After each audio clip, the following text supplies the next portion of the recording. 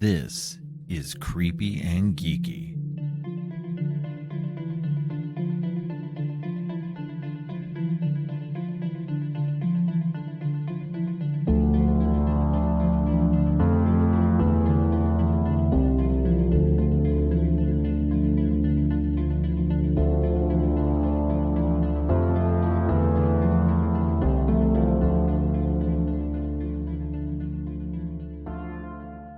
Hey, all you creeps and geeks. I'm your host, Robert, and today is episode 5 in my Friday the 13th series. On today's episode, we will be talking about Jason Goes to Hell, The Final Friday, and Jason X. Joining me for this excursion is returning guest Hugh McStay. Hugh is a horror writer and a critic for the London Horror Society, and he's the co-host of two great podcasts that I've had the opportunity to be on as a guest, Vampire Videos and Podcast 616. Welcome back to the show, Hugh. Oh, Robert, thank you so much for having me. This has been a lot of fun getting to revisit some of these movies. Well, I suppose fun is a very subjective term, isn't it? But yeah, it was definitely it was an interesting event. Yes, very subjective, very subjective. Uh, this unfortunately is the episode that I've dreaded the most. Oh, don't you worry about that, Robert. Boy, do I have things to say about each of these films. Awesome. Yes. I have a few little tidbits as well. So let's just go ahead and jump right in. We're gonna jump right into Jason Goes to Hell, the Final Friday. This is the first of the New Line Cinema movies. So this is why it doesn't have Friday the 13th in the title. And a whole host of other issues. This is Paramount was done after number 8. They were like, screw this, tired of these movies, they don't make us any money. Well, at least number 8 was like a big bomb for them, and so they said, screw it, we don't want to deal with it anymore. And they'd been trying to kill this series like every one they put out. They were literally hoping it was the last one, and so they said, screw it, we'll sell off the Jason name to New Line, and Sean Cunningham got a hold of it, and he made these movies. Yes, he did. So I didn't see these until I think just a couple of years ago. Like both of these, especially Jason Goes to Hell. Once I picked up the when I got into horror really big back in 2018, I of course picked up the here in the US, they had an 8 disc collection of the first 8 movies, and then I had to hunt down DVD copies of Jason Goes to Hell and Jason X, which sucked because they didn't have Blu-ray copies at the time. It makes me so sad that you had to go out of your way to find these films. That just makes I know. What an event. I know. Oh, that's the sad thing. Like eventually I finally got the I now have the nice Blu-ray collection from Scream Factory, which doesn't make these movies any better, but I now have them on Blu-ray, so they look a little bit better. So when was your first time seeing these, or seeing at least Jason Goes to Hell? Yeah, so I mean, I was a massive fan of these films as a kid, the Friday the 13th movies, not specifically these ones, but a massive fan growing up. I was one of those kids who was allowed to watch these movies far too early. I think some of my earliest memories, like maybe 5 and 6 years old, were watching Friday the 13th with my dad. So these were kind of like, these were in my blood, these films, even though having revisited them all, I'm not the biggest fan of the franchise in general. There are certainly some spotty moments. But Jason Goes to Hell is one I only ever saw once, and I saw it when it was released in '93. I remember renting it from the video store, and as a kid, my hazy memory of it was, this isn't a Friday the 13th film. This is barely a horror. It's barely a film. Let's be honest, it's barely a film.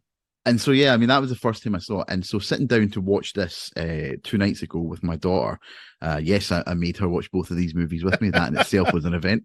I watched this the other night for the first time, realistically, in about, what's that, nearly 30 years exactly, almost. Yeah, 30 years. And it's Yeah, it's a whole lot of film, and I still, having watched it quite closely and taken lots of notes, I still don't really know if I could tell you what was actually happening for most of the runtime. But I'm willing to give it a good go, Robert. I'm willing to give it a good go. Yeah, no, I like, I I likewise grew up with these with the Paramount 8, the original 8 Yeah, yeah, yeah. in the 80s. Mhm. And so, Jason at that time was huge. It was Jason, Freddy, Michael Myers. They Mm. were the big dogs of horror during that time period. And it's like, and those 8 movies, as much as they are not really the greatest at times, they are fun and dumb, and Yeah. just you can actually still have some fun with them. Yeah, Whereas, that's the word. That's the exact word. Is fun. You know, those first 8 yeah, films are fun. Above all else, you know, you can, as you said, you can enjoy them on that level. yeah. And then just Jason Goes to Hell just kind of like takes everything, throws it all away. Like, you don't even have Jason throughout most of the I movie. know, I know. It's just, it's, and don't get me wrong, I actually admire them for trying to do something different in this series and try to go, okay, you know what? We're gonna take it. We're gonna introduce this weird like thing. Mhm. And like reading up on some of this on what the issues were and some of the ideas they had for this and everything and why it kind of became this mess is fascinating. Yes, Um, that was one of the too many exciting cooks things. in the kitchen. Yeah, that was one of the exciting things for me as well. Was after watching it, trying to put together some production history on it. Like who sanctioned any of this? Who put any of this together and allowed it to be shown to people?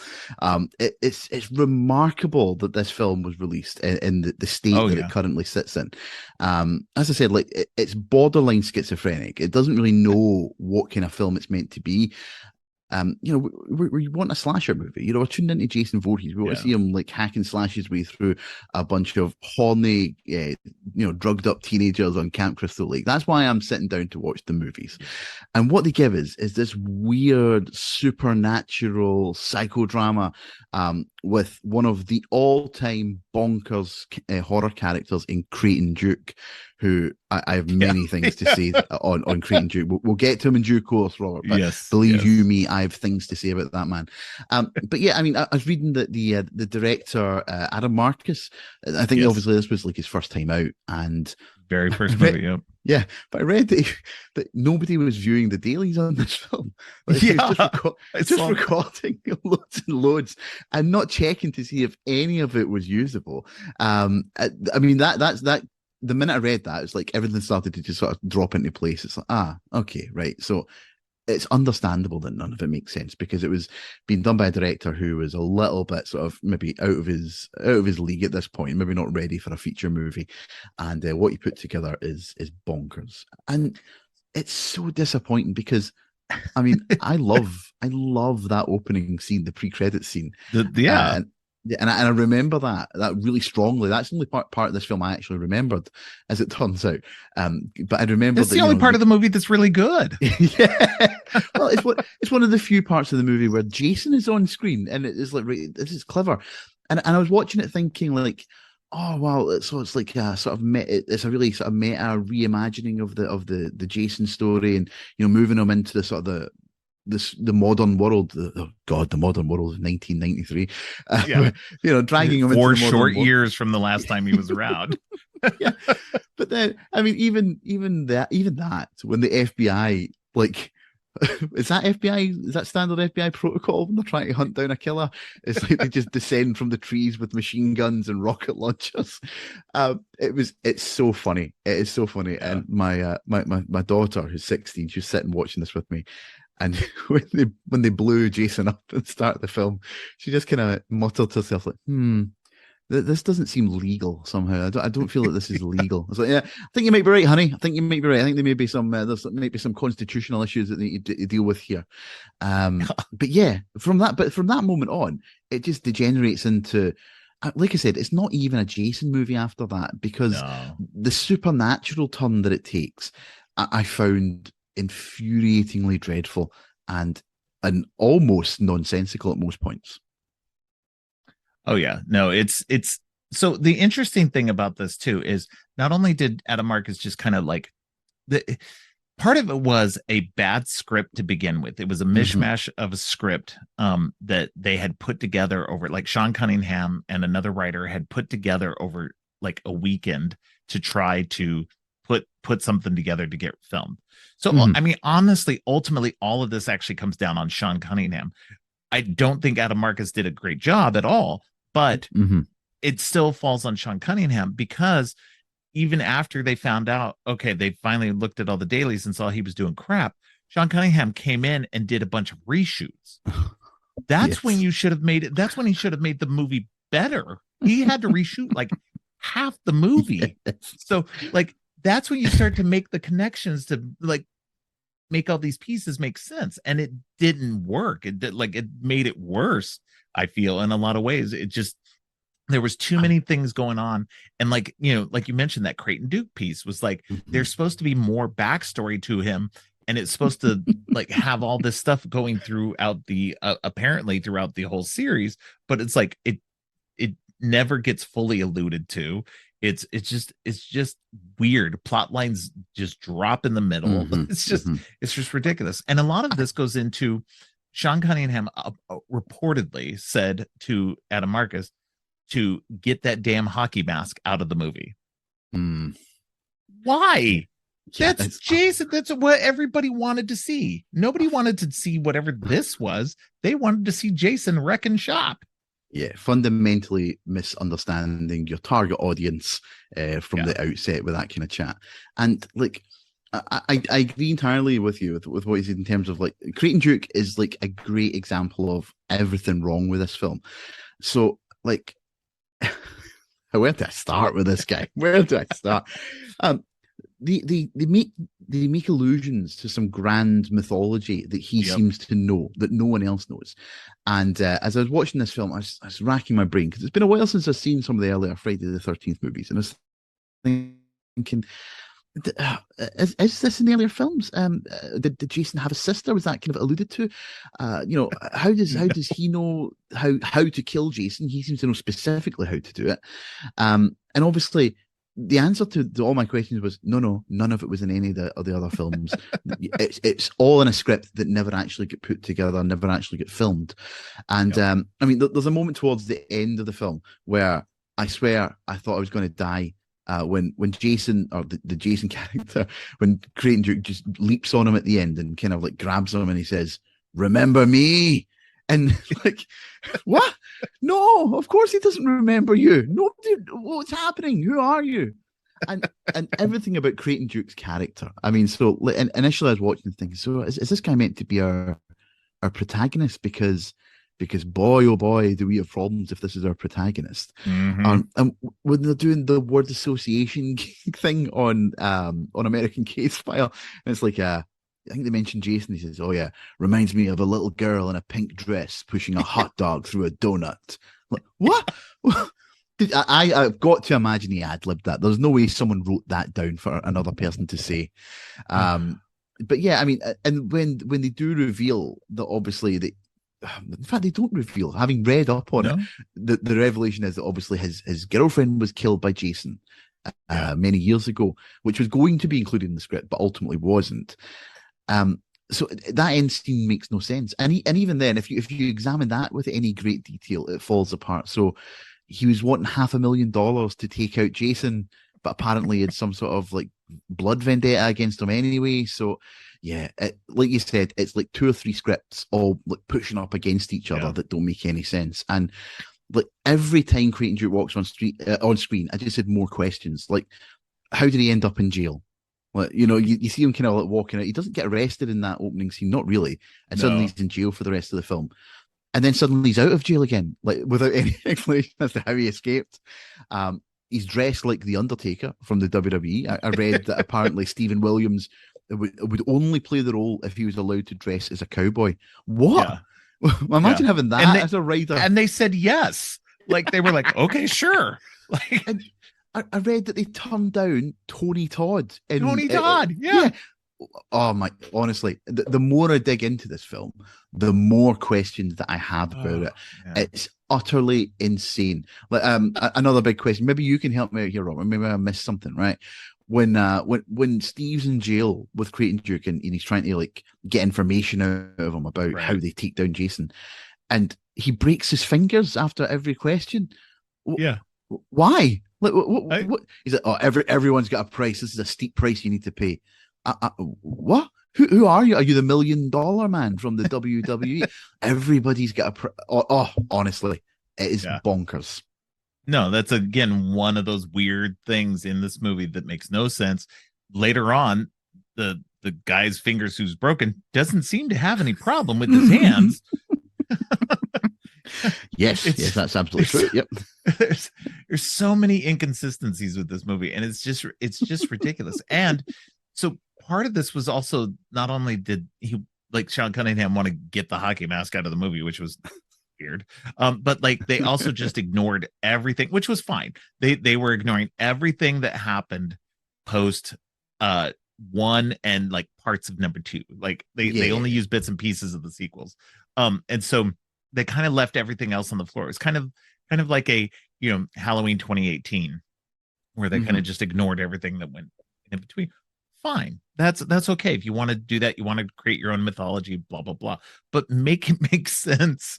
Like, Yeah. at least if you're gonna have the Creighton Duke thing, have flashbacks to him and his girlfriend when they were younger and you fill in those plot holes in some Yeah. way, shape, or form that makes it like make a whole other movie before you make this movie.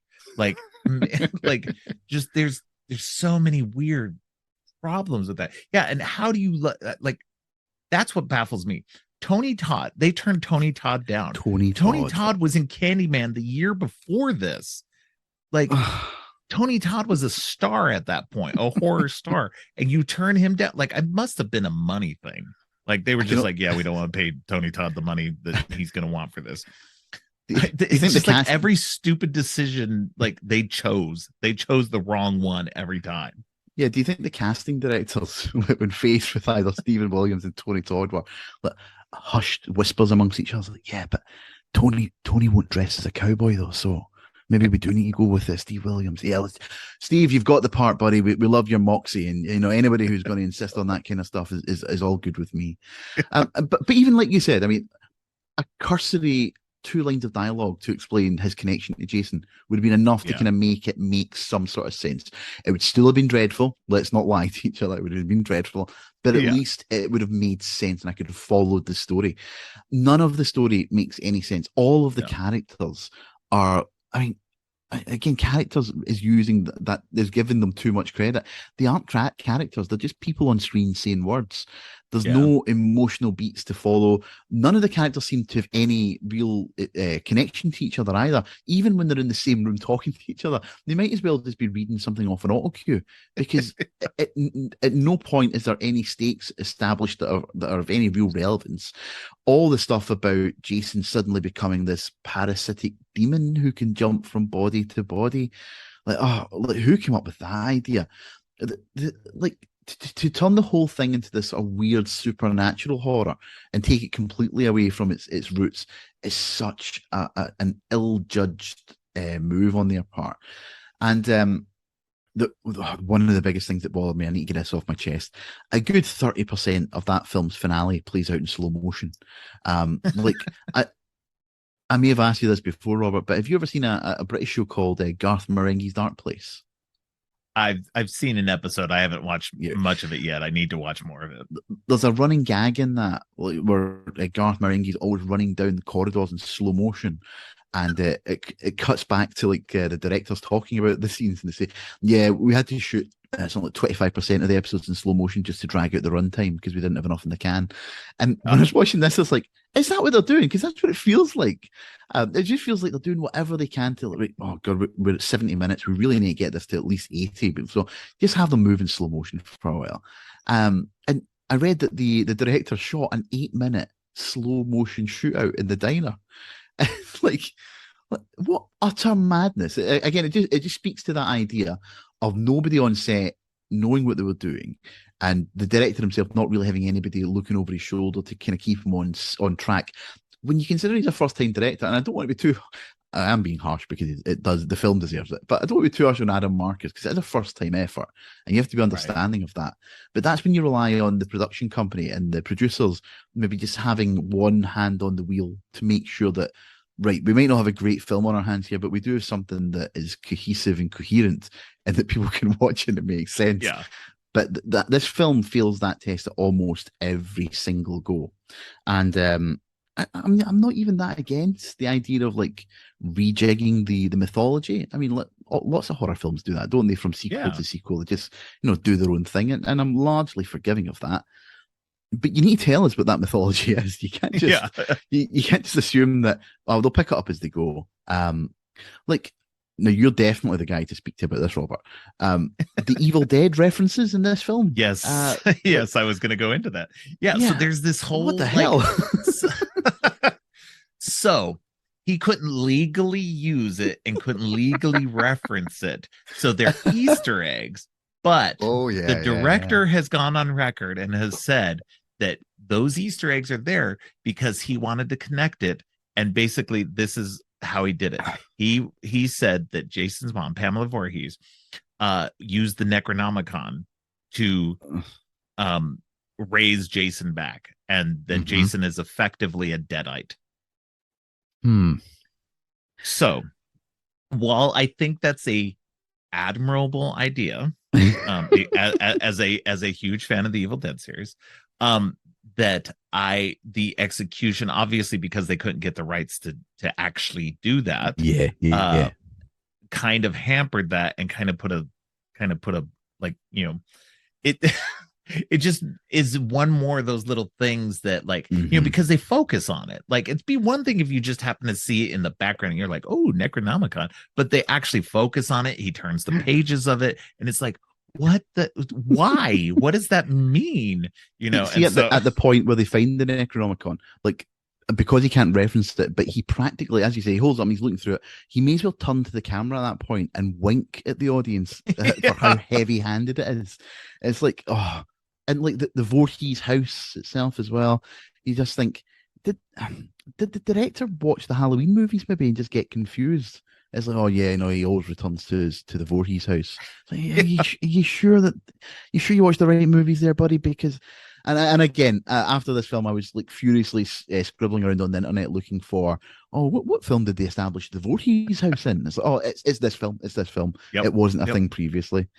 Never heard about a sister, never heard about a Voorhees house, never heard about any of this stuff before. And again, this wouldn't be a bad thing if they had established it either early on in the movie or had continued the plot lines in a coherent way, because they do establish that he's got a sister, and I'm like, okay, cool, he's got a sister. Like, what does that mean? Like, I could understand that, like, potentially being a good plot line that we didn't hear about in the other ones, because we were focused solely on Jason, and Pamela never mentions it. So it's an interesting idea, but it just literally gets dropped halfway through anyway, because his sister dies.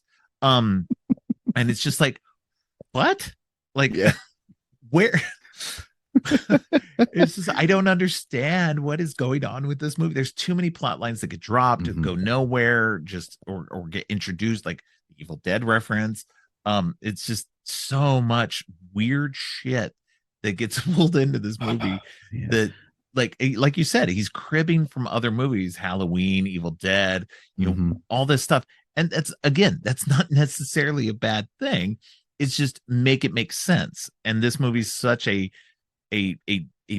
bad stew of ideas that, and again, this is what bothers me the most about it, is that Sean Cunningham, the guy who's supposed to be the guy who directed the first one, and who's supposed to be steering all this, just kind of went, okay, whatever, and even when he did put his hand into it, he didn't make it better. And that's what just drives me crazy about this whole situation. Sure, the director was not great, but you as the producer and who had to take over directing for a bit, then didn't do something better, didn't make it make better sense. And then New Line went ahead and released it. Like to go, I mean, like to go back to what we were saying a bit earlier about the, not looking at the dailies, and so they once they'd finished the initial shoot, they'd something like 45 to 50 minutes of usable Yeah. footage. And apparently the rest was done with reshoots and repurposed footage. So Yeah. I'm gonna, I mean, I don't know if I can put myself through this again, but I would be keen to go, now that I know that, I'd be keen to go back through and look to see what bits are clearly just, repurposed in order to kind of drag out the runtime a little bit. And Yeah. you're mentioning there about them cribbing from other movies. Yep, that you're spot on. But wouldn't it have been lovely if they'd cribbed from some of the Friday the 13th movies? That would have made my day. Absolutely. That's all I could Yeah. think was like, well, I appreciate all these references, but like, could we have anything from the last few films? I mean, that would be great. Um, one other thing I noticed that really bothered me was the a lot of the not gore so much, but a lot of the deaths and the stabbings and murders occur slightly off screen as well. Like there's Mm, not doesn't I mean don't get me wrong, there's that amazing melting effect of one of the characters later in the film, which yeah. is genuinely gruesome and horrible. But up until that point, it's a largely sort of like dull affair as well. For as Yeah. many people are being killed, you only ever really see someone's reaction to it or the aftermath of it. And again, look, I'm not a monster. I'm not some evil creature. But if I'm putting on a Friday the 13th movie, I want to see some inventive kills. I want to see something a little bit bonkers and a little bit, gruesome. And for all its faults, Jason X at least knows exactly what it is. Yeah. And we'll come on, obviously, we'll come on to that in a bit. But I am much, much fonder of Jason X. I've got a lot of things to say there. But with regards to this film, like I said, it doesn't seem to know what it is. And characters are so weird. They're so weird in this, and some of them are hilarious, but I don't think any of them are intentionally hilarious. Like the host of the TV show, what was it called again? Yeah. American Case File. American Case Files. Yeah. Yeah, Robert Campbell. He is fantastic. He is the devil incarnate when you listen to some of the stuff that he's Yeah. doing in this film. Look, I mean, don't get me wrong. American Case File itself would. Oh God, I wish there was a film like that, a TV show like that in real life, covering, up to date murders and everything going on, because it is so cheesy, tacky, hokey, tasteless, all these things. But it's so addictive. I know I would tune into that every week without fail. But like when he's wandering around the Voorhees house where he's planning to do his live recording from later, Yeah. and he's casually talking to his producer back in New York or LA, and oh yeah, I stole Diana's body from the morgue, and I've stuffed her in the closet so she can fall out later on the girl that I'm banging. Oh yeah, that's right, I'm banging her daughter as well. Like, oh my God, you're the most evil man in the history of the Friday the 13th movies. Yeah. But Yeah. He's more evil than Jason is at this point. Yeah. absolutely, yeah. But like, Yeah. I can't tell if they know that that's what they're doing. I'm inclined to believe they don't, just from the tone of everything Yeah. else. This feels like a first right, that character. Do you know what I mean? Like a first go at making Yeah. someone a bit sleazy, but they've gone too far. And again, there's Yeah. nobody who looked at the script to say, yeah, I'd maybe tone that down a little bit, just so that we can still believe in him as a human being, because at this point he's like 2 steps away from being like one of the kings of hell. So yeah, we need to get Yeah. on top of that, my friend. Well, I think it's funny you mentioned the lack of gore and stuff like that, and that's actually pretty indicative of the series as a whole. You That's look back at true. the Paramount Mm, 8, and they are fairly like a couple here and there have some good gore and stuff, but they are pretty tame in comparison to what we see today. mhm, And so it's pretty funny when you go back and watch these, and I've mentioned this on some of the earlier episodes, that these movies are just you during the 80s. These movies were held up as examples of super gory movies and how terrible they were mhm. to children and everything, and it was and the moral decay of society as a whole, and it was just they're not that bad. Like we see worse stuff on TV today than we Yes. did Uh-huh. in these movies, and it's like, I guess that's a kind of the natural progression from that point to now. Sure, I can agree with that, but seeing that whole panic about that kind of stuff and how bad it was back in the day, and like Mhm. Siskel and Ebert were always like talking about how terrible these movies were and blah blah blah, And it's like, okay, these movies are really, really not that bad compared to stuff we see today. So, Yeah, I hesitate to think how they would react now. but then I would even say that compared to a lot of things that were around at the time as well, these movies are relatively tame. Yeah. I would even compare it to something like the first Evil Dead movie, which is Oh hard yeah. going at times. It's really, really gruesome and Yeah. over the top, and that's certainly more in that wheelhouse, I suppose. Can I ask you, Robert, what did you think of the design of Jason in this film? Obviously, we don't get to spend a lot of time with him, but what did you think of that? Yeah, it's very weird. They were obviously going for something. I'm not quite sure what they were going for with this, with the mask like melded into his face. Mm, Like that's what was confusing too. Like the couple of times you get to see him, he's got that, and it's like, but why? Like I get that every time they try to go for a different look, which was kind of odd. Because mm. if you really look back, his best design was probably in number 7. Um, Yeah, especially I with can the see that. maze, Yeah, the mask, and then the mask comes off in number 7, and the makeup effects on that are really good. yeah, yeah. And so that's like the to me the franchise highlight. And so like, and then number 8 just like totally biffs that, and then it's kind of Mm, like the same. The rest of the series is just doesn't quite land the rest of the time. So it's just, it is a weird choice to have that smushed in, and it's so funny too because Kane Hodder got to play him from yeah. from 7 until Jason X, and so each time he's got like this different look. Each director's just like, no, no, no, we don't like that. We're going to change it. We're going to make him different in some way, shape, or form. Mm, Um, and it's just, it's a choice. It was definitely a choice.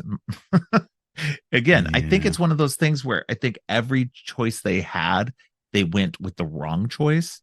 I'm sure people like this version of him. I know there's people who love this movie. I don't know how they can love it. Like even if you're watching it just as a bad is a so bad it's good movie, I can't agree. Yep. Like, at least for me, I can't watch this and think, oh well, it's hilarious. Maybe if I were watching with other people and we were like, laughing at it together, sure, I could kind of see that. But Mm. you know, but Well, even then, like if that's my sole reason for watching it, that doesn't seem like much fun to me. So yeah, like I said, I watched this with my 16-year-old daughter, but yeah, the lure that I used to get her to sit down and watch it with me was Jason X, because I was like, yeah, listen, you need to just trust me. Jason X is phenomenal. Like you'll love it.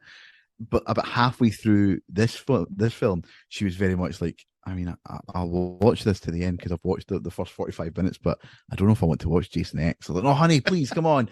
You need to you need to stay the course here. You need to pay the pain just now for the long term gains of Jason X. Trust me, it's worth it. And yeah, it's you're right. It's not so bad that it's good. It's just really bad. There are, as I said, throughout the film, there are a few moments that are absolutely gold dust, but it's yeah, unintentional comedy. yes, I will not accept the reading that this is meant to be funny. Like I said, almost any time Creighton Duke is on screen, you yeah, know something either insane or hilarious is about to occur. I mean, even his death, when like he gets thrown out the window into the jungle gym, and apparently that's the same jungle gym from the from birds. the birds, yeah, yeah, What? Oh my! I mean, like that's disgraceful. That should never have been used in this film. That's like right. it's like they're sullying the good name of the birds just by having That that should have just here. been put in a museum after that point. Like, Yeah, no, no, no, yeah. no. We're putting that in the museum. Don't And sully then that with like a Jason movie. yeah, and then when we finally get a look at the thing that was inside Jason, Yeah, as my daughter titled it the demi Jason because it looks like the thing from Stranger Things, like yeah, yeah, it, but it's so terrible looking, and I don't know about you, right, but I remember the poster for this film more than I remember the film yeah, itself before I watched it. And I was expecting some sort of like horrible worm-like slug or something, because yeah, that's what's on the poster. And it's like, what was the thing on the poster? Is that something else? Did I miss something? yeah. So yeah, I mean, like I said, I was going to say not to be cruel, but yeah, I'm going to be cruel. This feels on every conceivable level that a film is able to feel on. There are no redeeming qualities to it, and I Absolutely. really don't think I could see myself sitting down to watch this again, even Yeah. ironically, you know. Yeah. Yeah. Absolutely. I agree with you. Yeah. I just yeah. It's very weird. And the funny thing is that at the end of this, we get the tease of Freddy dragging Oh his mask yeah. down to hell. And Hmm. that's like again, the opening scene is actually okay. It's Yeah, actually kind of I agree. fun. The very end, like that gets when Freddy's hand comes out and drags him to hell, that's awesome. Like, Hmm. but that's literally the only two bits of this movie that are even remotely fun or interesting. Yeah, I agree. And it just fails on every level. Um, but Oh, yeah. But let's go ahead and talk about Jason X now. yes, let's do it. I'm excited. I'm happy. Oh. So they were supposed to make Freddy versus Jason. They'd been trying to make Freddy versus Jason at Mm. least since 1987. Hmm. After 93, of course, after you see that moment in Jason Goes to Hell, you're like, okay, they're finally going to do it. It took another 10 years for them to do that. That's And in crazy. in the intervening time, they were just like, okay, let's just throw out another Jason movie just so that we can appease the fans at some point. And weirdly, Hmm. this came out in 2001, so it was 8 years later that Yeah. this movie came out after Jason Goes to Hell. And this one, I I honestly I do not have the same love for it that a lot of people do. It's these two movies, both Jason Goes to Hell and Jason X, are very much the lowest on my list of the whole franchise. Um, Right. but I do like what Jason X tries to do in kind of just like throwing everything at the wall and Hmm. somewhat succeeding at it. Yeah. It's a lot more fun. It's a lot more coherent. Um, and just generally speaking, it's just a fun movie. So I'm going to say something controversial here, right? Given what you've Okay. just said there, Jason X is my number one Friday the 13th movie. I love the bones of this film, and Oh not no. not in an ironic, detached sort of way, because this is a film that understands what it's doing. It knows what Yeah, it is. no, It for sure. completely leans into it. It's silly and funny without being like over the top ridiculous, because you can still follow the plot and understand the Yes. stakes and the characters. There's a couple of notable characters as well who actually, make an impact on you as a viewer, and you remember them and you're almost rooting for them. It's packed full of phenomenal deaths, some truly magnificent death scenes in this movie. Um, and it's got David Cronenberg in the Yeah. opening scene. So it's like it's packed full of everything that I could possibly want. Jason is back. I know what you mean about the design, but I quite like the design of Jason in Oh, I this. like the design in this Yeah, one. Yeah. and then obviously Uber Jason later in the film is Yeah. a work of unparalleled genius. How do you make an unstoppable supernatural killing machine more scary? You RoboCop him. That's what you do, Yep. and suddenly it just takes on this new realm of insanity. And again, like I said, unlike the last film, which was insane because it didn't, none of it connected. There was nothing that made any sense. This is a film that's close to my heart, and I watched it loads when it first came out. I went to the cinema to see it. Watched it over and over again, and yeah, like I've not watched it in a few years, so this was a real treat to go back to. And after I watched, yeah, Jason Goes to Hell, I'm not lying, Robert, I was a bit concerned. I thought, oh no, am I misremembering? Jason X is actually dreadful, and it's like, nope, nope, it's still great, baby. No, it is a lot of fun. I will give it that. It is a lot of fun. I I'm not a big fan of the space setting, and that's my only issue. Mm. Like I don't like it because they're trying to do something like that's kind of like an alien ripoff in a lot of ways. Oh yeah, Um absolutely. um and so this movie was written by Todd Farmer. He's actually a writer and an actor. He plays a character in the movie as well. Mm. He plays Dallas, the bald guy. Hmm. and so, and he's written a couple other movies that I really enjoy. Movies that he wrote, that Patrick Lussier directed, the My Bloody Valentine remake, and Oh, Drive Angry, with Nicolas Cage. yeah, So yeah. I really enjoy both of those movies because they are both insane, like fun, just just cheesy, goofy movies that are just fun to watch. And so you get that in this one. This was one of his, I think, his first writing job, his first big writing job. Mhm. And so he puts a lot of good stuff in it. Like I love the opening. Definitely David Cronenberg getting killed. That was the only reason why David Cronenberg even agreed to be in the movie, was that he got to die on screen. Um, so it's like, okay, yeah, if that's what you want, let's do it. That And so opening yeah, scene, sorry, that go opening ahead. scene was just my daughter gave a wonderful callback the next night when she was watching that. And it comes up on the screen, the Crystal Lake facility, Camp Crystal Lake Yeah. facility, and Jason's there and he's all like trussed up in chains. And again, she just muttered, "Yeah, that definitely feels legal." Like, yeah. Yeah. Yeah, yeah.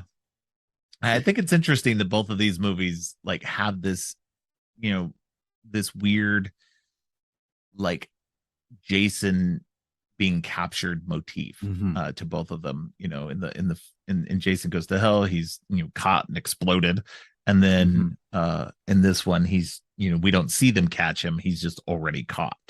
mhm. Just completely ignoring whatever else has happened in the intervening time.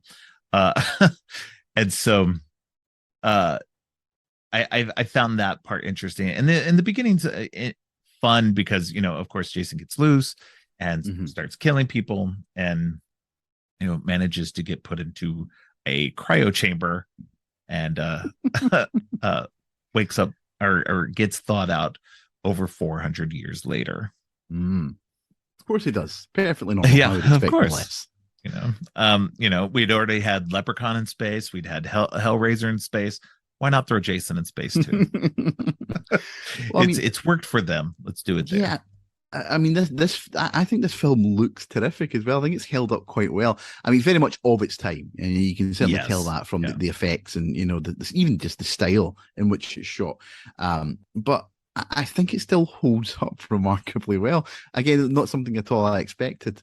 As I said, in terms of the notable deaths, there's that moment early on when you're looking at all the Marines and they're kind of they're doing whatever it is they're doing. I don't really know what they're meant to be doing on the ship, but they're doing whatever it is, and one of them appears to be sharpening a giant drill bit, and it's like Chekhov's drill bit. We meet again. So like the minute you saw that, it's like, well, I know what's coming here. And then, it follows through on the great premise. Jason's got all these new tools at his disposal, and they just let him go nuts, which is just so much fun.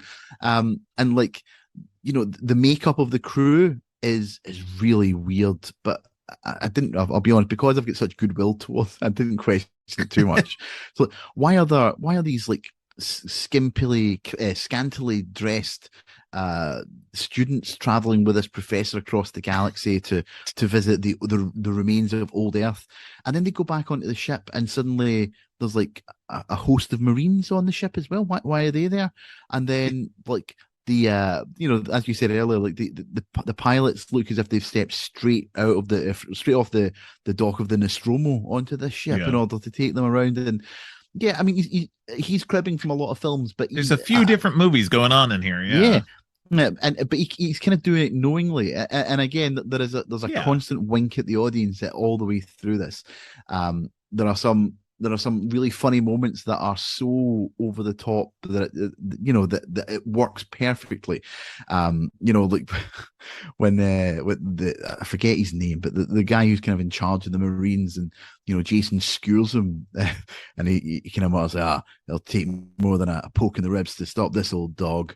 And then a second skewer goes through, and he goes, yeah, that'll do it. Like all the way through, Yeah. or the guy who is impaled on the giant drill bit and like slowly rotates his way down to the bottom, only for one of the Marines to comment, he's screwed. And it's like, Yeah.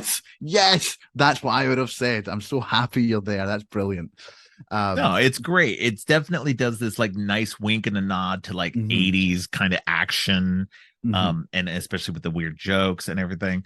Um, and just yeah, it's several different movies all Oh mashed yeah, together, yeah. but with a wink and a nod to it all. And it definitely this one where Jason Goes to Hell was actually trying to take itself seriously, which was Mhm. weird. This one doesn't take itself seriously at all. It Yeah, knows what yeah. it's doing. It's got this weird it's got the aliens vibe to it, but it also has that weird like late 90s, early 2000s sci-fi TV show, Yes. like Babylon 5, Farscape Mhm. kind of aesthetic to it. Yeah, Um, and just that like for some reason, all the students are wearing like macrame clothing. Like like like the weird but material of the clothing was just like, why is everybody wearing like midriff sweaters?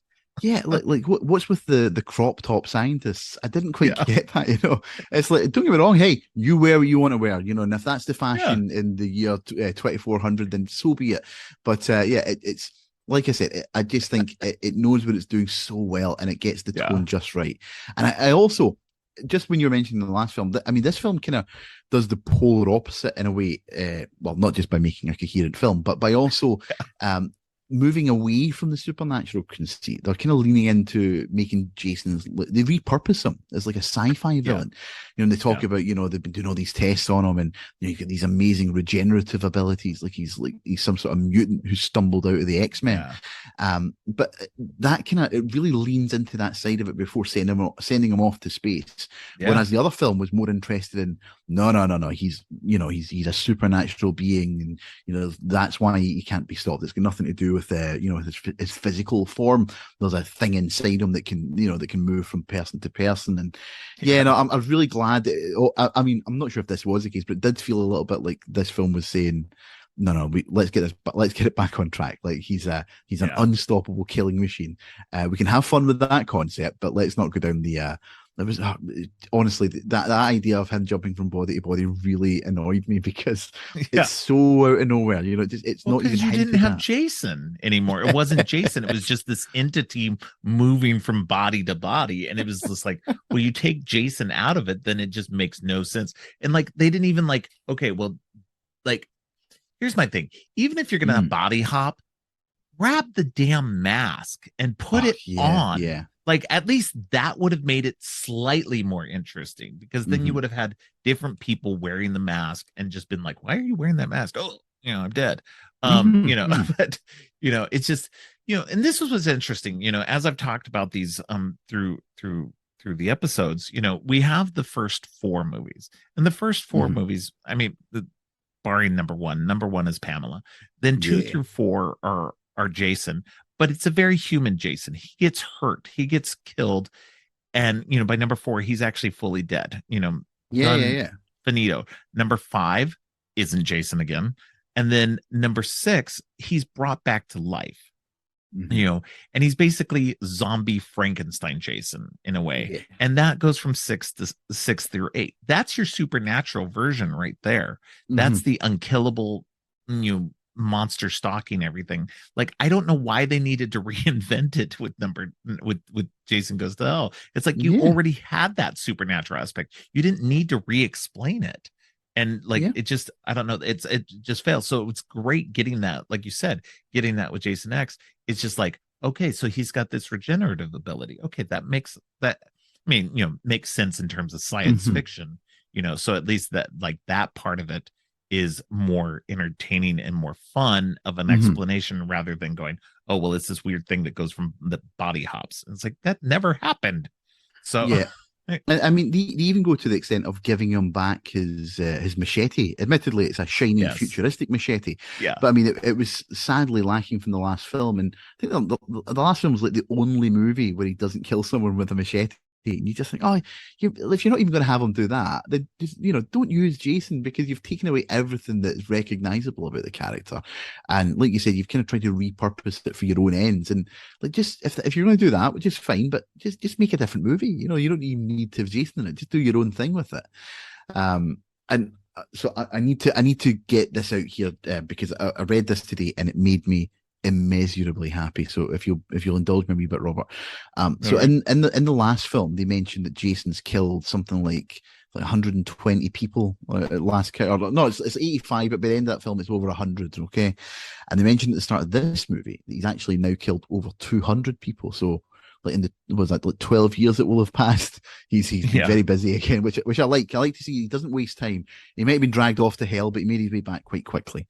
Now, this film features 28 on-screen kills, which surely that's got to be like a record for Jason up to this point, like actually that we see on screen.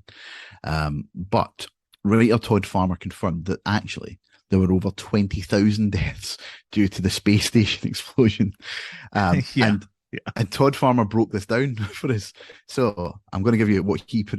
This is the list, okay? So on the space station, there were 19,727 humans, 207 dogs, 17 cats, 4,713 angelfish, guppies, neons, and mollies, 3 gerbils, 14 rats, 1 pony, and a Komodo dragon. So I love that Jason's kill count is now like inarguably above every other slasher villains in the Yeah. history of There you cinema. go. That's funny. Well, and the funny thing is like, I also found out that, when researching this, that once he becomes Uber Jason, he actually doesn't kill anybody. Like the deaths that happen are, incidental to him. Like, sure, they're trying to go after him, but they don't actually get killed by him.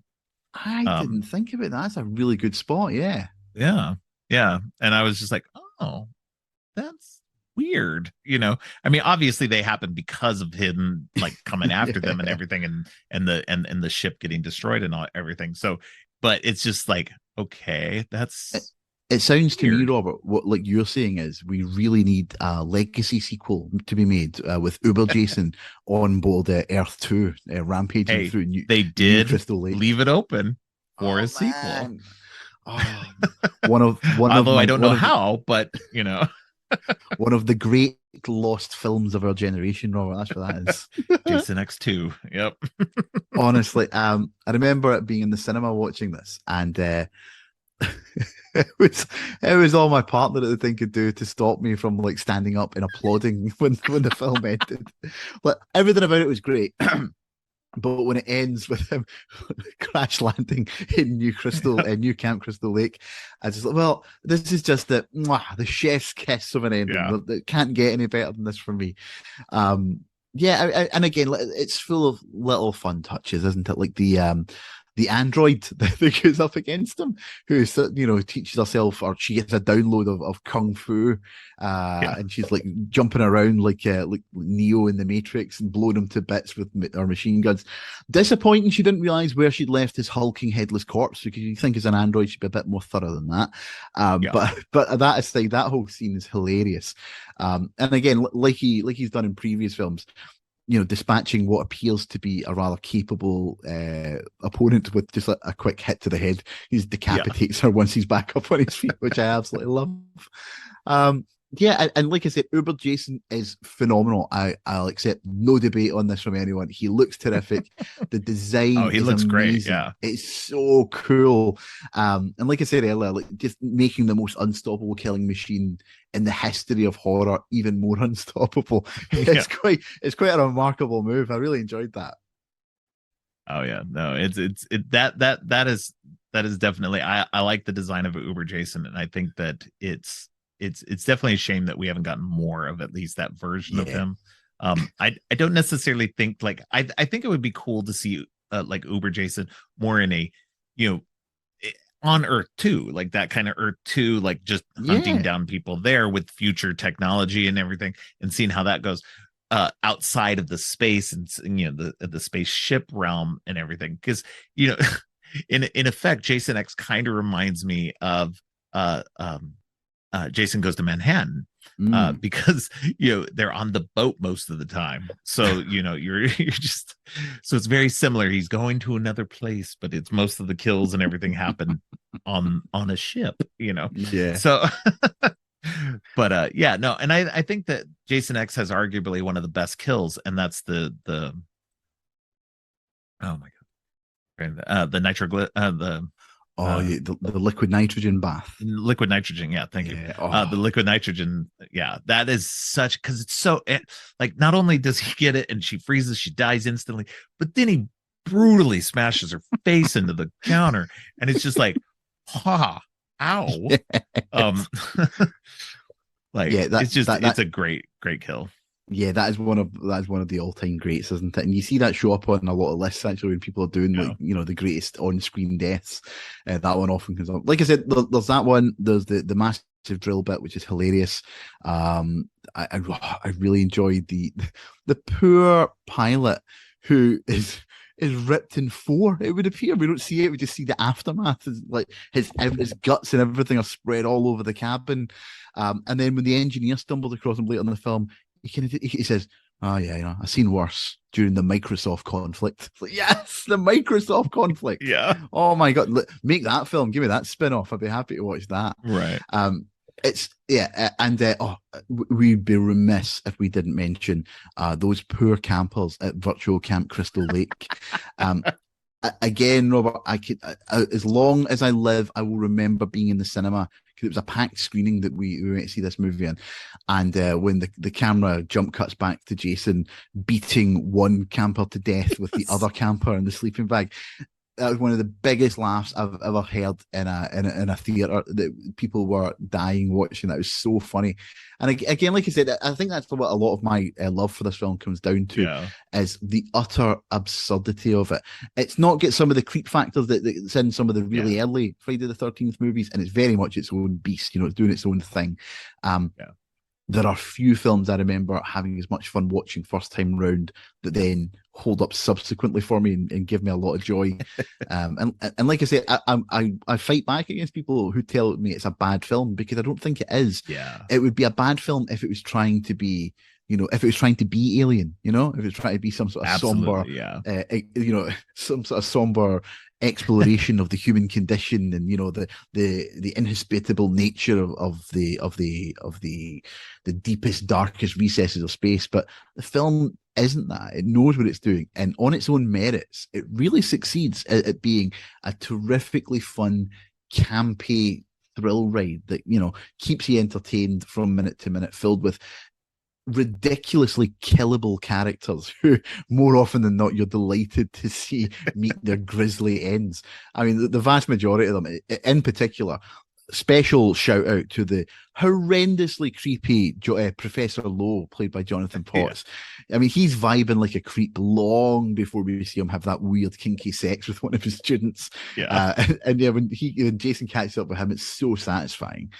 And I don't really think of this. I actually think Lexa Doig is a terrific sort of final girl. I think she's really good in this. No, I agree. I think it's funny too because her and the woman that played the android in this were on a sci-fi TV show. The name escapes me at the moment. Oh, it's Andromeda, isn't it? Andromeda, yes. That's it, yeah. Unfortunately, the lead on that was Kevin Sorbo, and we'll leave that alone.